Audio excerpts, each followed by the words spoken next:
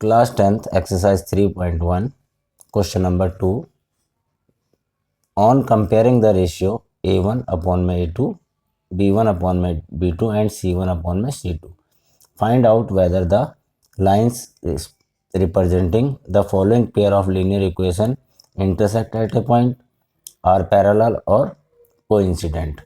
हमें बताना है कि a1 अपॉन में a2 इन रेशियो निकाल के हमें ये बताना है कि ये इंटरसेक्ट एक पॉइंट पे करती हैं, पैरेलल है या कोइंसिडेंट है, ये वाली इक्वेशन। तो सबसे पहले इसका फर्स्ट पार्ट करते हैं। ठीक है, फर्स्ट पार्ट क्या है, ये 5x minus 4y plus 8 equal to 0। तो a1 अपॉन में a2 में कैसे, a1 जो होगा हमारा वो 5 हो जाएगा, पहले इक्वेशन में से ले लो। ठीक है, इसमें b1 क्या हो जाएगा -4 और c1 क्या हो जाएगा 8। ठीक है, इसी तरह से ये हो जाएगा a2, सेकेंड इक्वेशन है तो a2 equal to 7, b2 equal to 6। ठीक है, और c2 इक्वल टू -9। यहाँ तक समझ में आ गया। इसके बाद इसी हिसाब से a1 अपॉन में a2 इक्वल देखेंगे हम b1 अपॉन में b2 के इक्वल है कि नहीं है। ठीक है, और इक्वल c1 अपॉन में c2 के है कि नहीं, हम सिर्फ ये चेक करेंगे। अब सबसे पहले हम क्या करते हैं, हमने a1 की जगह में 5 रख दिया, 5 अपॉन में 7। ठीक है, इक्वल टू b1 की जगह में -4 और b2 की जगह में 6 है ना, और इक्वल टू c1 की जगह में 8 और ये हो गया -9। अब देखो 5 अपॉन में 7 -4 अपॉन में 6 के इक्वल नहीं है। ठीक है, ये इक्वल नहीं है। अब ये अगर कोई भी इक्वेशन में ये इक्वल नहीं है, दो पॉइंट अगर इक्वल नहीं है, a1 अपॉन में a2 और b1 अपॉन में b2 के अगर इक्वल नहीं है तो क्या कहेंगे, इंटरसेक्ट एट पॉइंट, इंटरसेक्ट इसी तरह है ना, intersect at A point, intersect at A point. अगर इक्वल नहीं है तो इंटरसेक्ट एट ए पॉइंट आ जाता है। अब इसमें हम इसका सेकंड पार्ट कर लेते हैं। ठीक, यहाँ पर इसी तरह से हम कंपेयर करेंगे। a1 क्या हो गया हमारा फर्स्ट इक्वेशन में 9, 8 b1 क्या हो गया 3 और c1 क्या हो गया 12।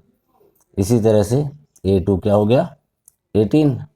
ठीक है, b2 क्या हो गया 6 और c2 क्या हो गया 24। अब हम कंपेयर कर लेंगे a1 अपॉन में a2 है ना, इक्वल टू, इसमें नॉट इक्वल हो गया ना, ये नॉट इक्वल हो गया तो इंटरसेक्ट एट ए पॉइंट। अगर दो हमारे a1 अपॉन में a2 not equal to b1 upon में b2 होगा तो इंटरसेक्ट एट ए पॉइंट हो जाता है। ठीक है, इसमें हम b1 अपॉन में b2 लेंगे और c1 अपॉन में c2 लेंगे। ठीक है, अब देखो a1 क्या है 9 और ये 18, b1 अपॉन में b2 क्या है 3 अपॉन में 6 है ना, b2 6 है और ये क्या है 12 अपॉन में 24। ठीक है, अब देखो काट के देख लो, 9 2 जा 18 तो ये 1/2 हो गया, 3 2 जा 6 1/2 हो गया और 12 2 जा तो क्या हो गया, ये तीनों इक्वल हो गए, 1/2 equal to 1/2 equal to 1/2, means ये तीनों के तीनों इक्वल हैं है ना। ये इक्वल होने से क्या हो गया, ये कोइंसिडेंट, क्या हो गया कोइंसिडेंट। ठीक है, ये हो गया कोइंसिडेंट। तो हमारा ये वाला पार्ट भी सॉल्व हो गया। इसमें अब नेक्स्ट पार्ट करेंगे हम। नेक्स्ट पार्ट है हमारा 6x minus 3y plus 10 equal to 0।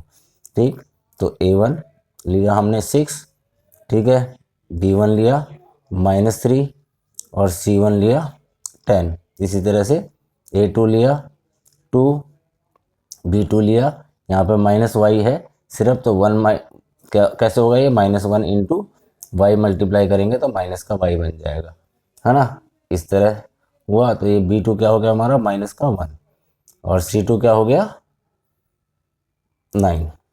अब इनको करके देखेंगे, a1 अपॉन में a2 है ना, इक्वल है B1 अपॉन में B2 के चेक करना है इक्वल है कि नहीं, ठीक है। और C1 अपॉन में C2 इक्वल है कि नहीं ये चेक करना है। ये हो गया 6 अपॉन में 2 इक्वल टू -3 अपॉन में -1 और ये हो गया 10 अपॉन में 9। C1 10 है, C2 9 है।